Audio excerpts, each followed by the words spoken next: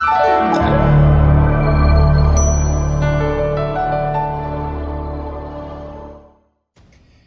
वक्त सुल्तान अय्यूबी हलब के करीब खैमाजन था। सफ़ेद रीछ बोला, मैं इतनी लंबी मुसाफत तय करके उसे मिलने गया तो उसके मुहाफ़िज़ों ने मुझसे पूछा कि तुम सुल्तान से क्यों मिलना चाहते हो। मैंने बताया कि मैं रमला से आया हूँ और सुल्तान के लिए एक पैगाम लाया हूँ। उन्होंने पूछा, पैगाम किसकी तरफ से है। मैंने बताया कि जिसने पैगाम दिया है वो जिंदा नहीं। मुहाफ़िज़ों ने कहका लगाया और उनके कमानदार ने बुलंद आवाज़ से कहा कि आओ तुम्हें एक पागल दिखाऊं। कहता है कब्र से सुल्तान के लिए पैगाम लाया हूँ।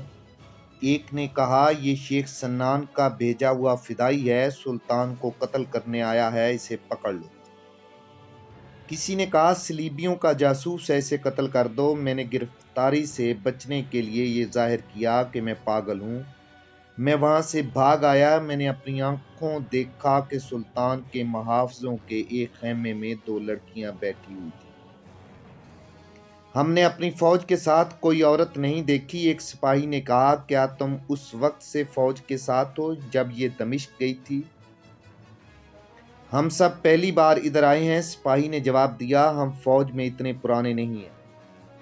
मैं पुरानी फ़ौज की बात कर रहा हूँ। इसने कहा, इस फ़ौज के कमानदारों और सिपाहियों को सज़ा मिल चुकी है। तुम नए थे, तुमने अभी कोई गुनाह नहीं किया था, इसीलिए तुम जिंदा सलामत वापस आ गए हो। जिन्होंने मुसलमान होते हुए मुसलमानों के घर लूटे और पर्दादार ख़वातीन पर दस्तदराजी की थी, वो सब मारे गए हैं।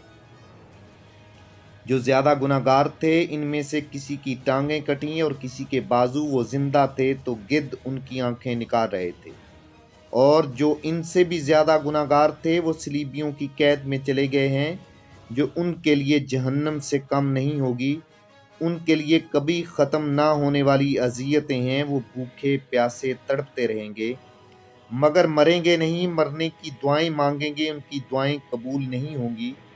क्या हमारी शिकस्त की वजह यही है। एक सिपाही ने पूछा, मुझे 2 साल पहले इशारा मिल गया था कि ये फ़ौज तबाह होगी। उसने कहा, और ये फ़ौज कुफ़ार को मौका देगी कि वो इस्लाम की तज़लील करें। अब ये फ़ौज अल्लाह की दरगाह से दुत्कारी गई है।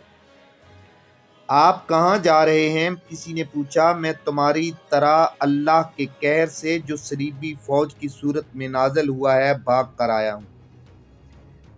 सलीबी फ़ौज तूफ़ान की तरह आई, तुम्हारी फ़ौज उसे रोक ना सकी। अगर सिर्फ मेरी अपनी जान होती तो मैं अपने मुर्शिद के मज़ार पर जान कुर्बान कर देता, लेकिन अपनी जवान बेटियों की आबरू को मैं कुर्बान नहीं कर सकता था। सलीबी 2 चीज़ों को नहीं छोड़ते, रकम और खूबसूरत मस्तूरात। मुझे मज़ार से हुक्म मिला कि अपनी बेटियों को साथ लो और मिस्र की तरफ निकल जाओ। मैंने अर्ज़ की, मैं ज़िंदा किस तरह पहुंचूंगा। मज़ार से आवाज़ आई कि तुमने जो हमारी खिदमत की है, इसके इव्ज़ तुम खैरियत से काहिरा पहुंच जाओगे, लेकिन वहाँ खामोश ना बैठना। हर किसी को बताना कि गुनाह करोगे तो तुम्हें ऐसी ही सज़ा मिलेगी जैसी तुम्हारी फ़ौज ने भुगती है। मुझे मज़ार ने बहुत कुछ बताया जो मैं मिस्र चल कर बताऊँगा। तुम एक दूसरे को देखो, तुम्हारे चेहरे लाशों जैसे हो गए हैं, तुम्हारे जिस्मों में जान नहीं रही। मुझे देखो, मैं अपनी बेटियों के साथ पैदल आ रहा हूँ। मेरे पास खाने के लिए कुछ भी नहीं, कुछ पीने के लिए भी नहीं। क्या आप हमें मिस्र तक अपनी तरह ले जा सकते हैं। एक सिपाही ने पूछा, अगर तुम ये वादा करो कि दिलों से गुनाह का ख्याल निकाल दोगे। इसने जवाब दिया, और ये भी वादा करो कि मैं जिस मकसद के लिए मिस्र जा रहा हूँ, इसमें मेरा साथ दोगे। हम सच्चे दिल से वादा करते हैं। बहुत सी आवाज़ें सुनाई दी, हमें अपना मकसद बताएं, हम जब तक जिंदा हैं आपका साथ देंगे।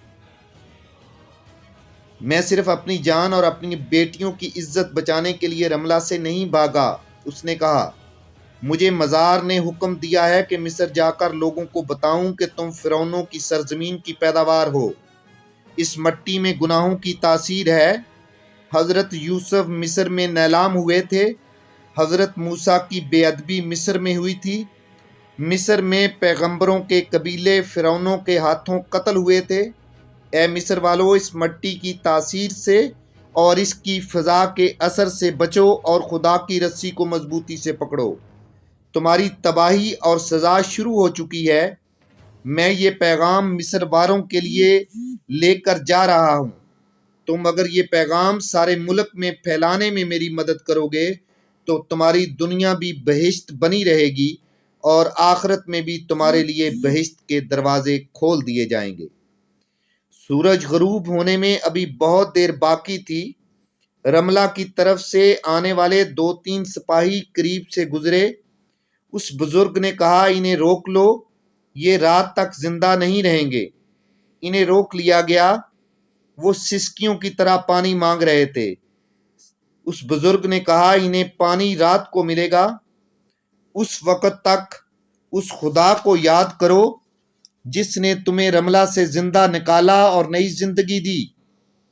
کچھ دیر بعد 2 آدمی گھوڑوں پر سوار ادھر سے گزرے۔ وہ فوجی نہیں تھے۔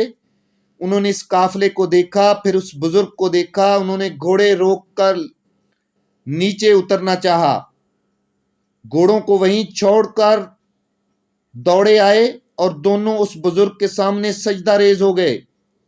پھر اس کے ہاتھ چومے اور پوچھا، یا مرشد آپ کہاں؟